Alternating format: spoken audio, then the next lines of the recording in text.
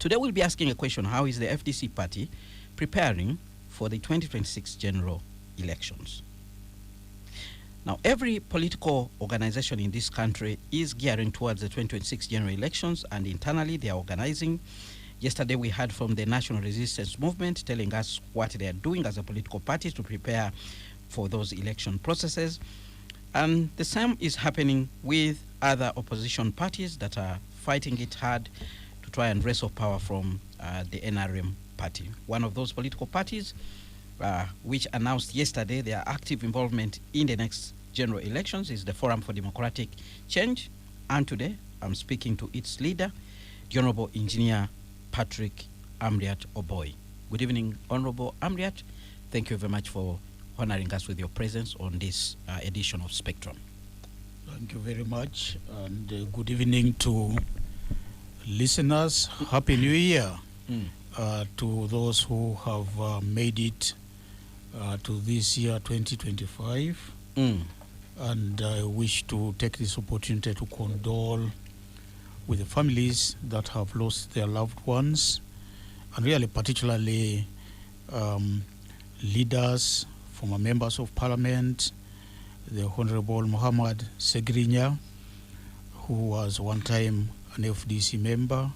Oh, he was? He was an FDC member. The Honorable Margaret Komhanji, former Nakasongola member of parliament, who served in 2 parliaments with me. The Honorable Ignatius Besesira, who was a member of parliament for Buyaga County. I believe he served with me in 2 parliaments. My heart goes out to all of them, to all the families that have lost their dear ones. The Honorable Margaret Babadiri. The Honorable Margaret Babadiri also, who served with me 2 terms. I found her in parliament. And I actually did leave her in parliament after serving my 3 terms. I wish to convey my condolences to the families and to the people that they led, the people of Koboko, Nakasongola, the people of Chibale, in equal measure, and pray that the Almighty God rests their soul in eternal peace.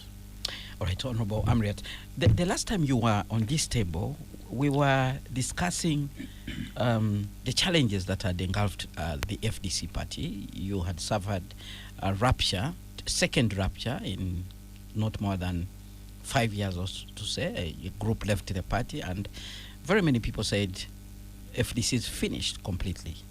What is the state of the party that you're leading? Or if I might say, is it a faction, or how would I describe it? I think in introducing me, you did introduce me as the head of the FDC. And I know and I think that is really accurate. And I think there are some people there who actually are saying... I love the way that you introduced me, because it underlines the fact that we have got an FDC, one FDC.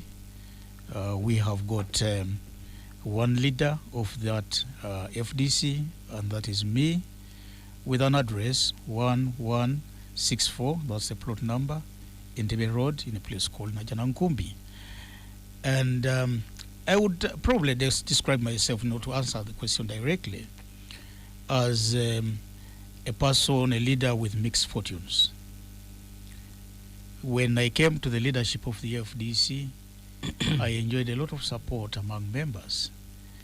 And that support easily made me feel, well, I am in the driving seat and would steer this party, because I have many hands that are prepared to work with me. I was mistaken, because immediately after I was elected in 2017, there was mayhem in the party. And General Muntu, former president, Honorable Ali Salaso, former Secretary General, and a number of leaders, some of them members of parliament, decided to jump ship and form the Alliance for National Transformation. After you ganged up against them? Well, I don't think that we ganged up against them. We exercise internal democracy as the FDC, and that's exactly what we did in November 2017. We had an election, just like we had elections before, and in that election, I happened to be the winner. You know, there is no way anybody can describe that as a ganging against one, because how would the victory of General Muntu against Nandala Mafabi in 2012 be described? Because then Nandala Mafabi was defeated by about 52 votes, and General Muntu went on to lead the party. Now, as we were settling down, you know, it took a lot of hard work, you know, and determination. I had to put, you know, the resources, mainly human resources, you know, together, what was left of the party, and try to fight very hard to ensure that our political organization attains stability, which we did in a matter of 3 years. And, you know, it wasn't before long again when in 2021 we experienced another big problem, or prior to that, beginning 2020. In fact, 2019. This is probably unknown to most of the listeners, because it is at that point that Colonel retired Dr. Kizza Besigye, you know, yearning so much about a cooperation with the National Unity Platform, at the time still the People Power Movement, said to us, if we were not prepared to speak with those guys, then we would part ways. That was as early as 2019. But, you know, that is a story for another day. I wouldn't really want to discuss Dr. Kizza Besigye, whose situation I really sympathize with, because of the way he is being harassed, because of the way he is being unfairly treated, because of the way we think that he will not be given justice. That is something that we will speak about next time when you invite me specifically to talk about the overarching influence of the dictatorship in this country over everything that, you know, happens in this land. And so I must say that when we had the second episode of a fracture, we had already mended the first fracture. And so we had mastered the art of mending political fractures. And therefore, this second one was easy business for us. And anybody listening to me today or watching me would attest to the fact that the FDC is now a party of choice. The FDC is most stable compared to all the other political parties in the opposition, including the leading political party or the official opposition political party, the National Unity Platform. And therefore, you know, all those encumbrances, the obstacles that impeded our progress have been, you know, defeated, and we are prepared to march on. How come when we speak to political analysts, they actually tell us the soul of the FDC is in Katonga, and what you have in Najanankumbi is merely a body which can decay at any time? Well, I don't know whether those activists are proper observers, whether they know what they are talking about, whether they are impartial in presenting their opinions. But, you know, everyone in this country who understands politics would know that, you know, the FDC actually is now a robust political organization. And we demonstrated this. You know, the naysayers kept shouting us down, saying, you know, these are fellows who are politically dead. Actually, they made fun of us by saying, you know, the That's FDC why I'm saying was dead. That's why I'm telling you. Buried and its funeral rites even conducted. Very many people believe the soul of the party Well, is elsewhere. Give it to Dr. Kizza Besigye. He has a brand, and, you know, you can easily say, you know, without him, business in an organization that he should belong to will collapse. So you admit that? But I think that what those political analysts need to know is that FDC is probably the first party that has overcome the founder syndrome. And we demonstrated this in the election of 2021 when we went without Dr. Kizza Besigye, when we went without a bulk of people who have actually gone to Katonga. Elias Lukwago was conspicuously absent in Kampala when I came here. So was Semuju and the others who have kept complaining, from Katonga. We did go on our own as we are today and, registered some form of success. 32 members of parliament elected, ahead of the Alliance for National Transformation. We have a number of leaders of the FDC across the country on account of, the stock of leaders now that you have in the FDC. So someone will tell you that some of those leaders you're talking about who were elected might have been elected because of their own brand and not necessarily the FDC. We know the issue of individual merit in our country. They took our flag and they took it for a reason. Why didn't they go without our flag? Okay. The very fact that they took our flag meant that we are an attractive party. And so they chose to go not with NRM, not with NOP, not with any other political organization, but they chose to go with the FDC. Let me give you an example. Someone like Nathan Nandala Mafavi in the Bugisu region doesn't need a political party to actually make it to parliament, does he? He does. He does. Because he knows that through that political organization, he will be able to contribute towards the betterment of this country. He is synonymous with the FDC. And so if you went out there as an independent or as NRM, many people will ask questions. What has become of this? Right. And I think that, the possibility of him losing some support is certainly there. Right. It wouldn't be very, very easy for him. But, that aside, Kenneth. Very quickly, before you leave that point, you talked about the party being stable now. Someone will say your measure of stability is because you no longer have people who can challenge you. You're basically comfortable because people who are politically, active, involved, people who can say, and wait a minute, this is not the kind of FDC we want, are no longer with you. So you're comfortable because you're thinking within yourselves and making decisions as you wish. That is attempting to describe me as a dictator, which I am not. And I can confidently say in the FDC, we continue to have internal debates. Actually, there are some members, whom I will not mention here, who keep giving me terrible headache.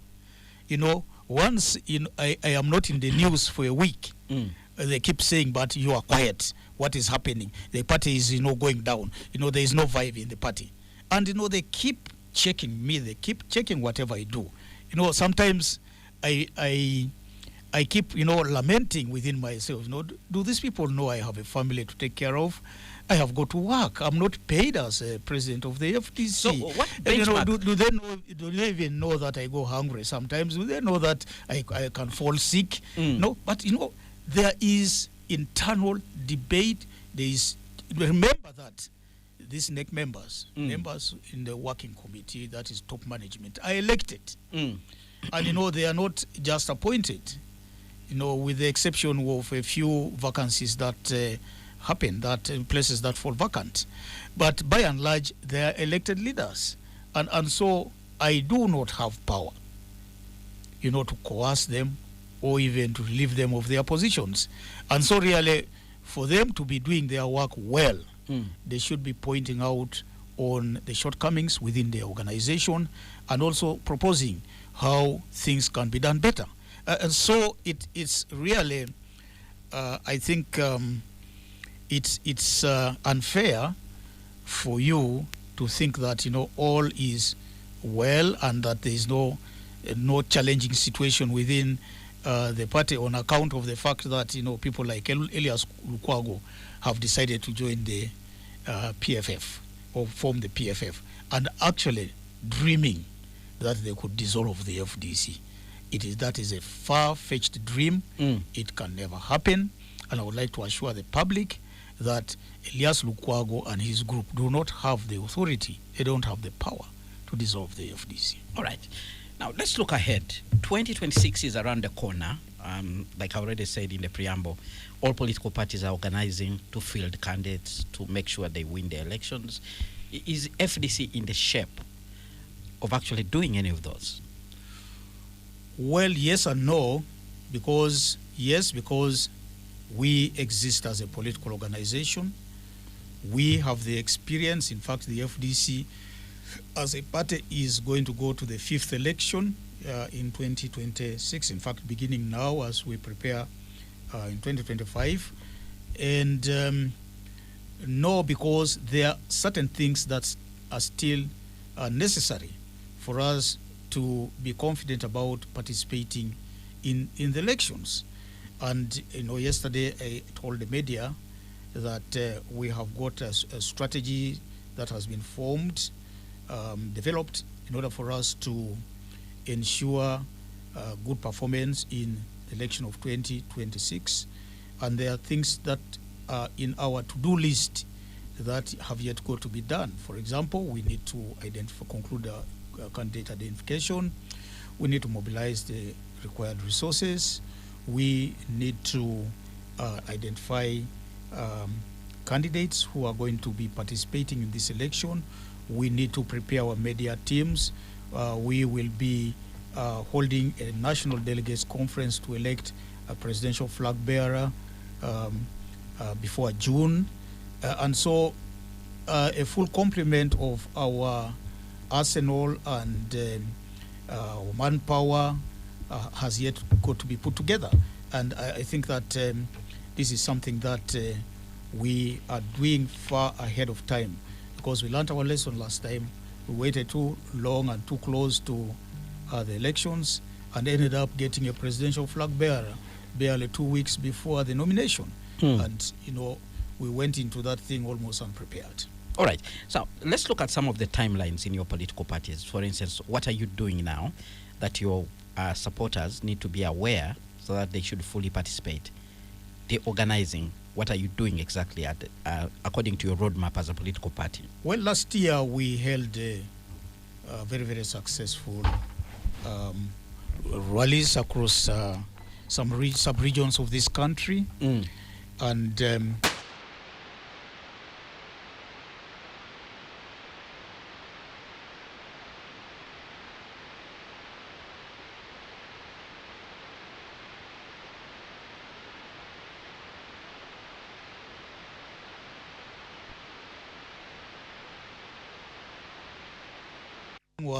had collapsed. But we've seen for ourselves, how did they pull this off? And the answer is in our ability to mobilize. The answer is in the enthusiasm of the population to see that there is change coming in the country. The hope that the public places in us, having tested other people and found out that theirs was hot air and mere rhetoric. I think they believed, we should just go to these old fellows who have got, the salt in this that can, cook the stew well. And so, we presented ourselves last year as a formidable force in the politics of this country and not as jokers. On the other hand, our friends who decided to walk out did the same. But the results were seen for everybody to write about about.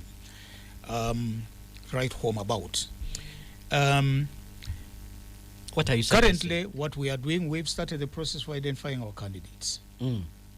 We initiated a mechanism of doing this through expression of interest. So people had to fill forms to express interest. This exercise is coming to an end.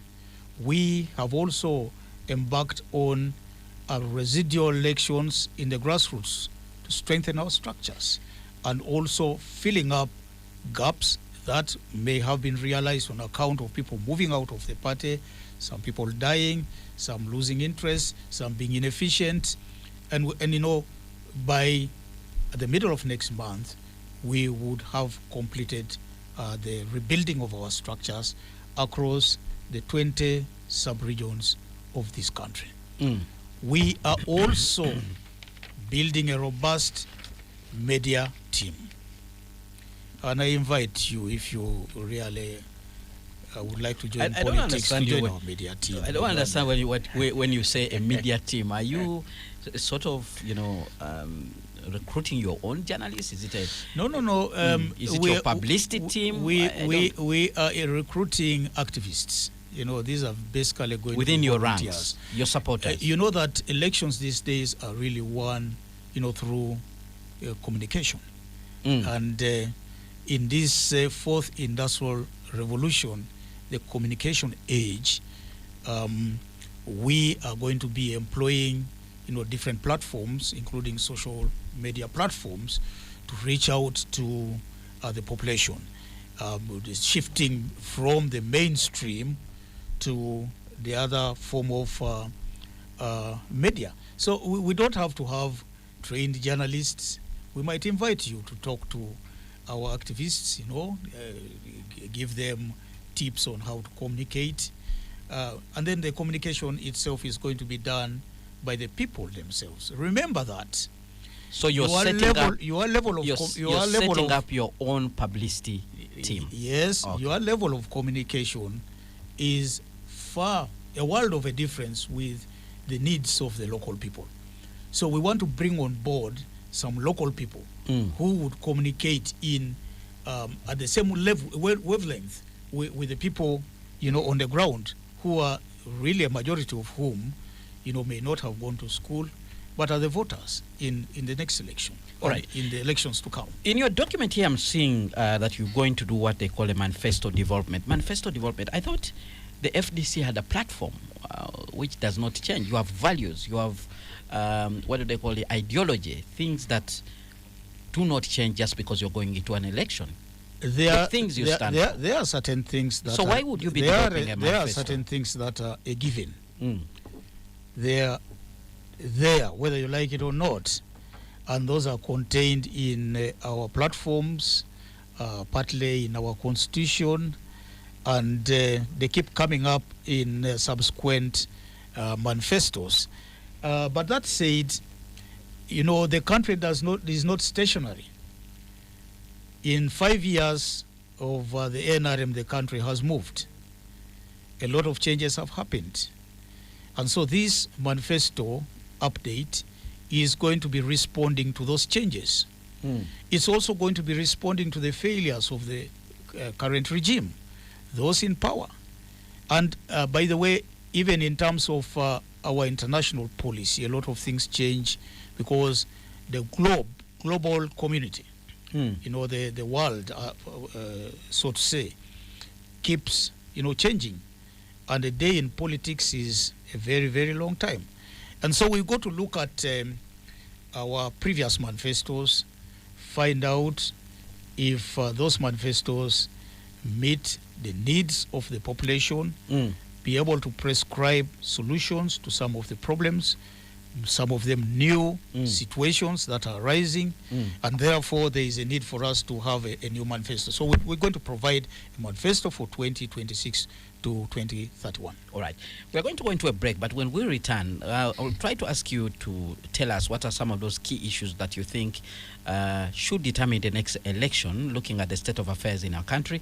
But also we want to hear from the listener. So please, dear, do send us your messages via the WhatsApp line 0703 090 090. Tell us where you're listening from, give us a question or comment, and the Honorable Patrick Amriat Oboy is in studio to respond to those issues. Spectrum continues after this break. Well, thank you so much for staying with us on Spectrum Live on Radio 1 FM 90. Today we are looking at how the FDC party is preparing for the 2026 general elections, and the guest is the party president, the Honorable Engineer Patrick Amriat Oboy, who is here to speak to us about what is happening in that political party ahead of these general elections. Now, Honorable Oboy, looking at the state of affairs in Uganda today, what do you think should be the issues that should determine the outcome of the next elections? In other words, what are you selling to Ugandans? We are selling a comprehensive program to fight poverty because, the current NRM has impoverished the people and does not seem to have any clue whatsoever on how to eradicate poverty.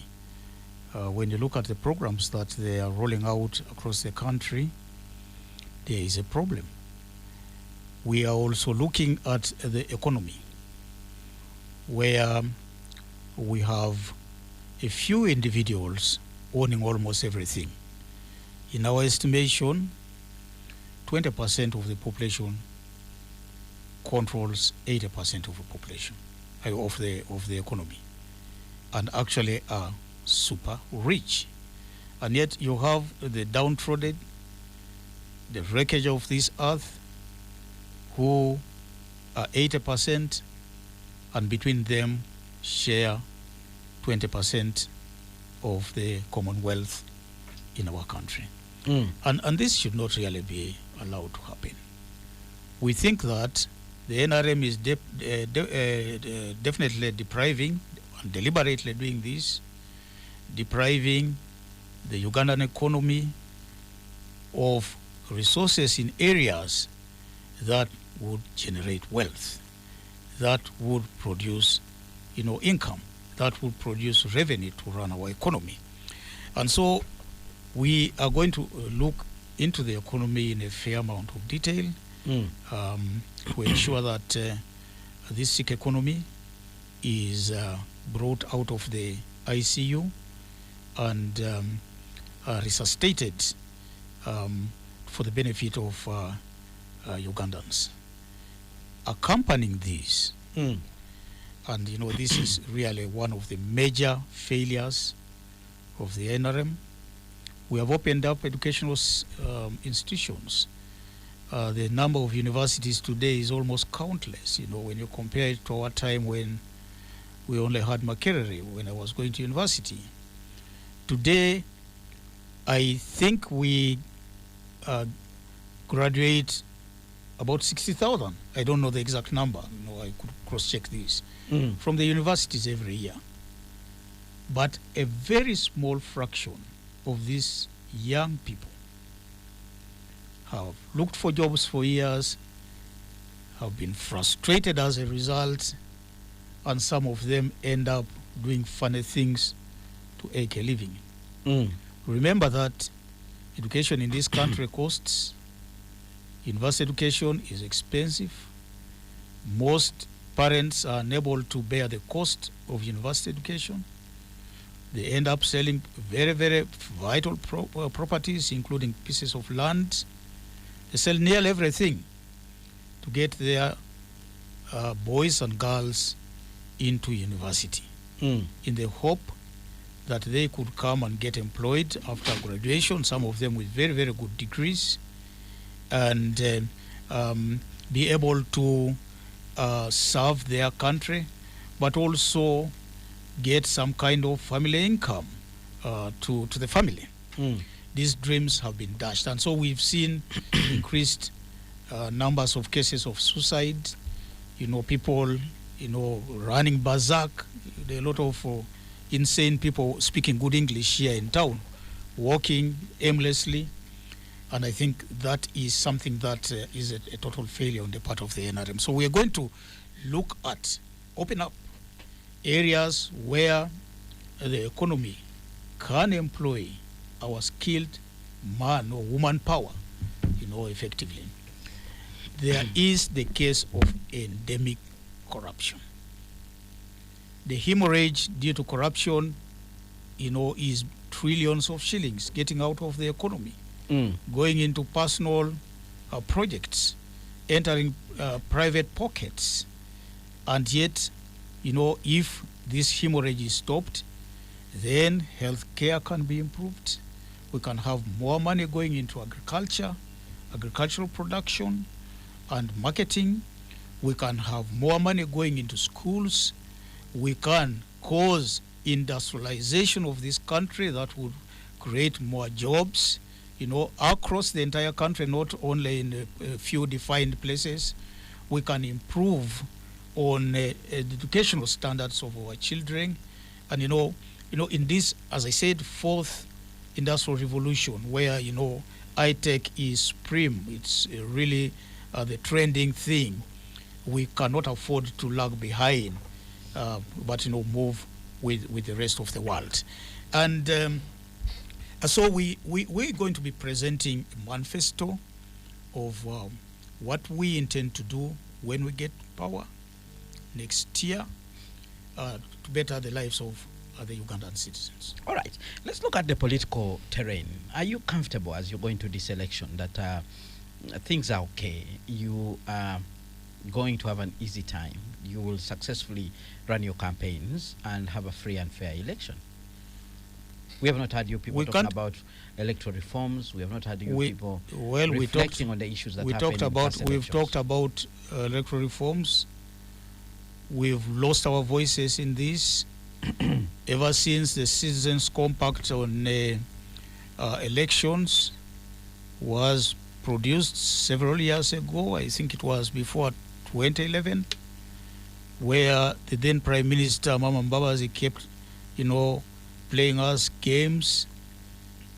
We have continued to advocate for electoral reforms because based on electoral reforms, we can be sure that we will deliver, the country will deliver, or the Electoral Commission will deliver a free, fair, and credible election.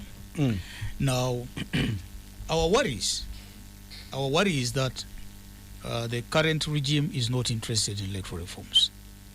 Otherwise, they would have considered this many, many years ago. I think they would like to use the status quo to manipulate the elections. They want to use the status quo to take advantage over the other political competitors. They are even going to be, you know, shamelessly announcing results that are false. And so it paints a grim picture, you know. Besides, we see more and more of the military getting involved, you know, senior military officers issuing statements, issuing threats, you know, intimidating the population. We see an electoral commission that is not impartial. You know, it's a partial electoral commission. The use of brute force is something that we experienced in the last election. I was a presidential candidate, as you may remember.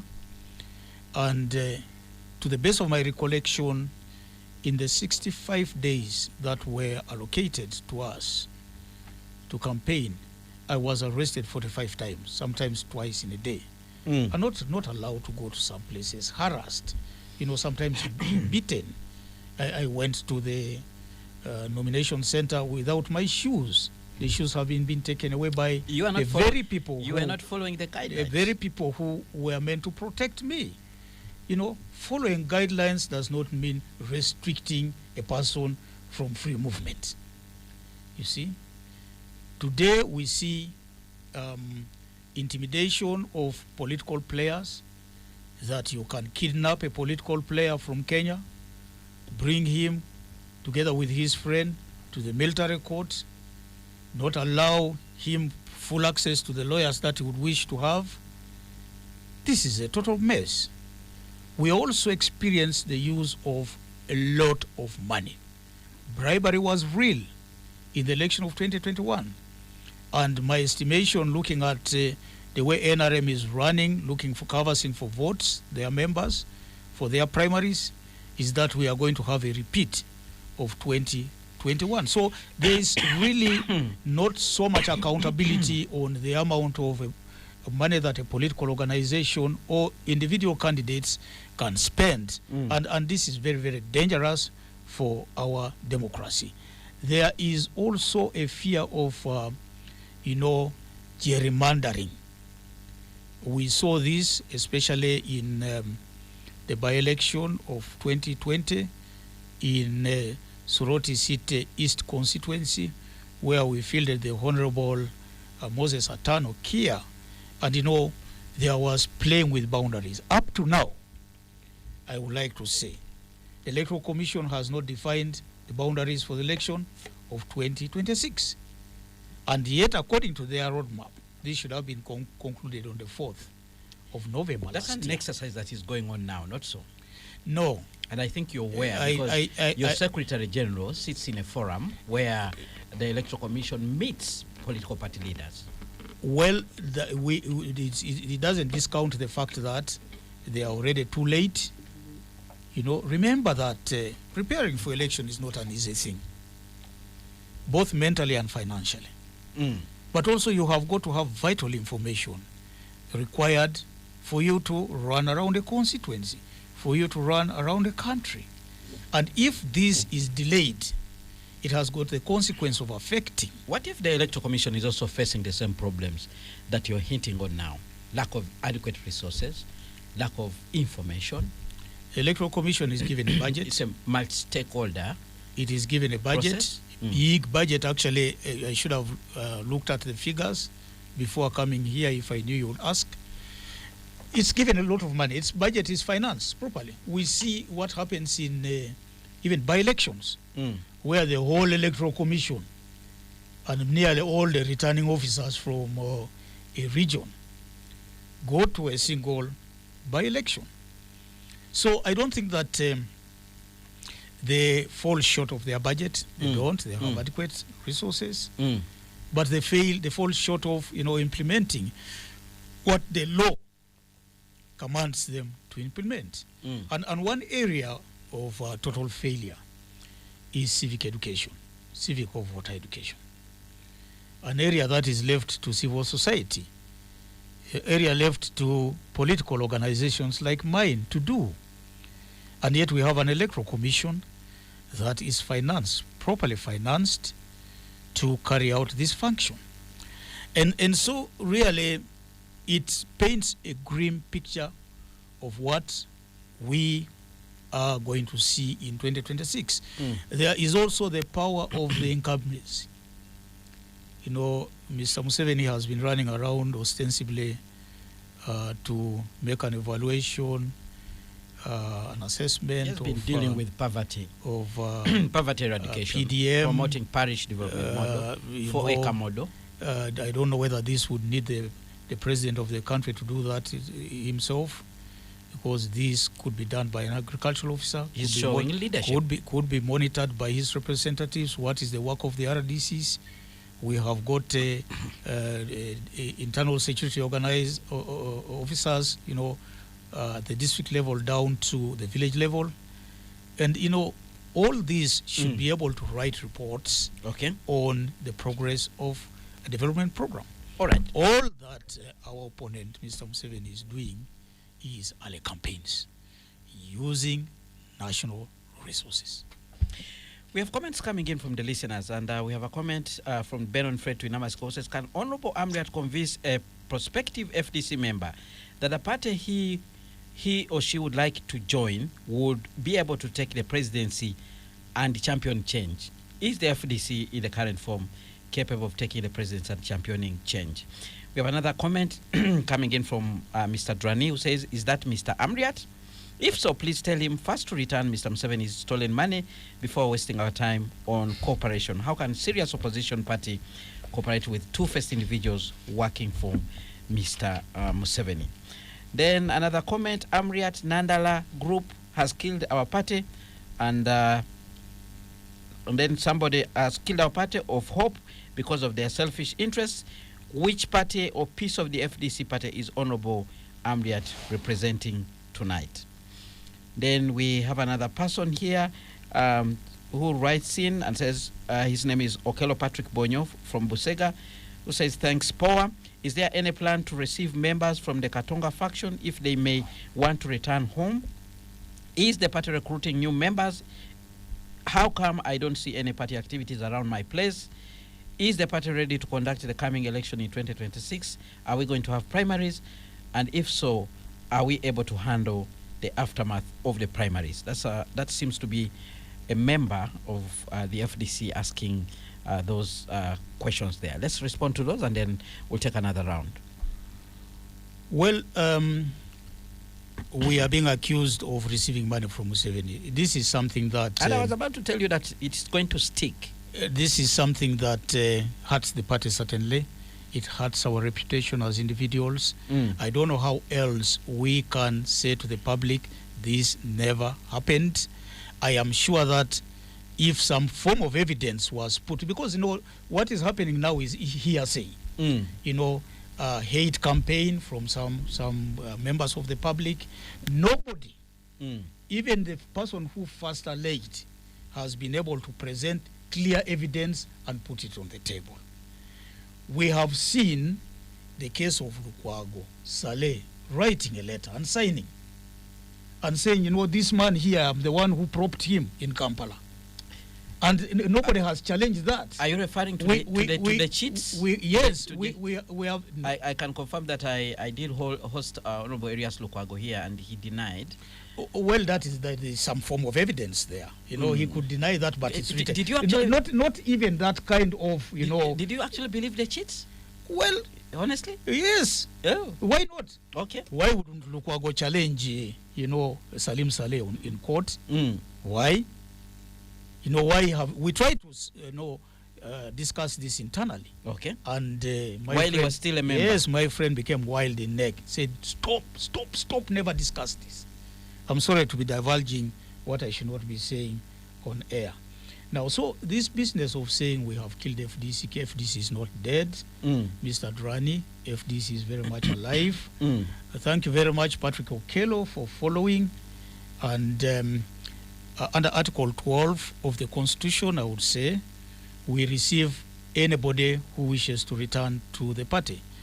And our friends in Katonga, some of them, by the way, have contacted us in the hope that they could be received in the fold. Now, it's regrettable that there are not so many activities in your location. I'm going to take interest in that. This is very, very important for me, Patrick, and I will be, attending to this. I hope that my brother gives me, Mr. Lukwago here gives me your number so that I personally get in touch with you. But you could also... Will you conduct primaries? That's one critical issue he has. Well, yes, primaries under circumstances that there is a need to have primaries. Under the Constitution, our Electoral Commission will first of all vet.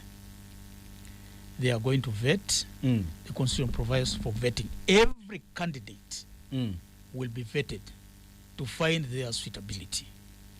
If there are two people who are vying for one position, and the vetting committee thinks, one of them is not that good enough, the other one is a winning candidate, they would exercise prudence to ensure that the candidate who has a chance to win becomes our flag bearer. Is that democratic? It is, according to our Constitution. It is in the Constitution. Vetting is necessary, and we've done that before. And I think where we find that the candidates are competitive, they will have to go through the primaries. Okay. You see, if they are competitive, say, this one has a 50-50 chance, or, what do you take into account to determine that somebody is competitive? We carry research.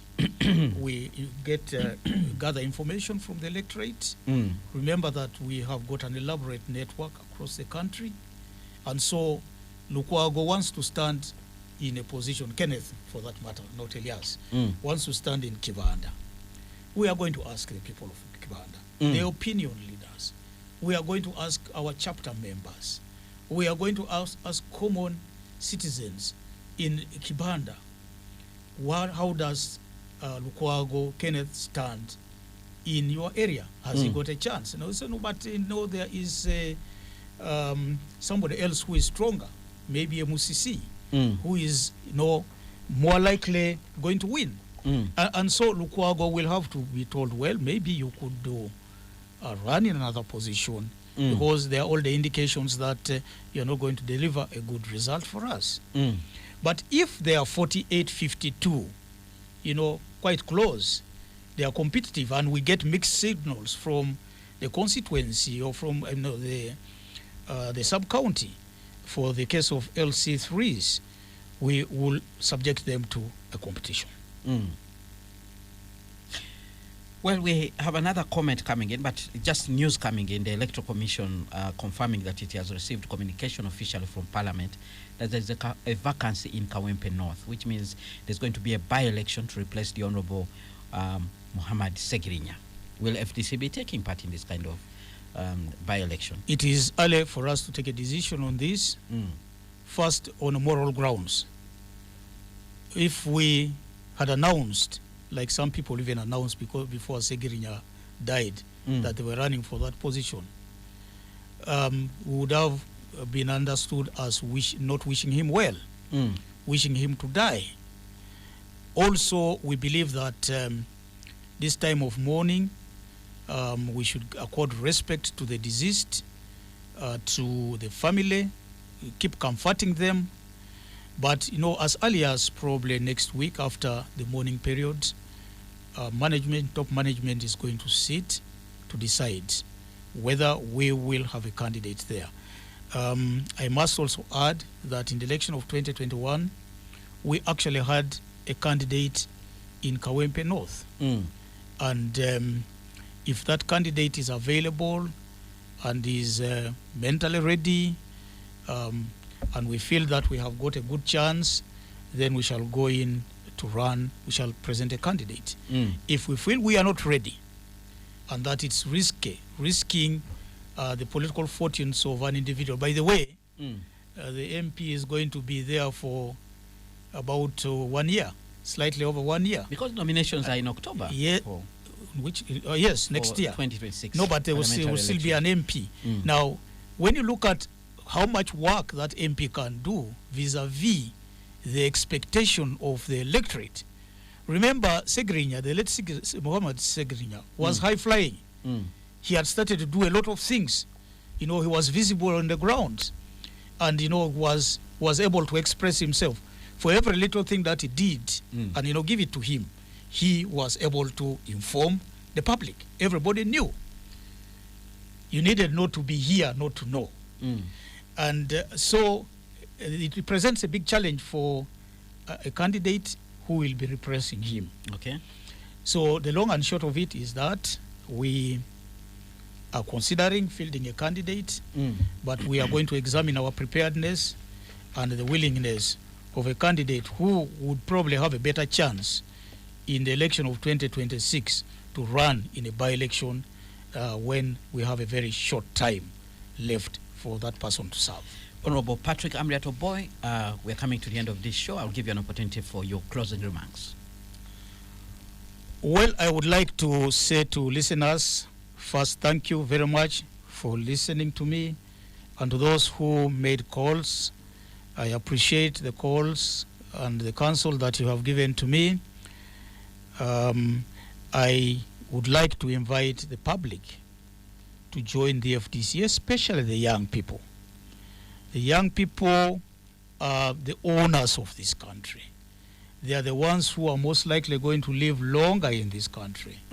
They should participate in the formation of a new Uganda.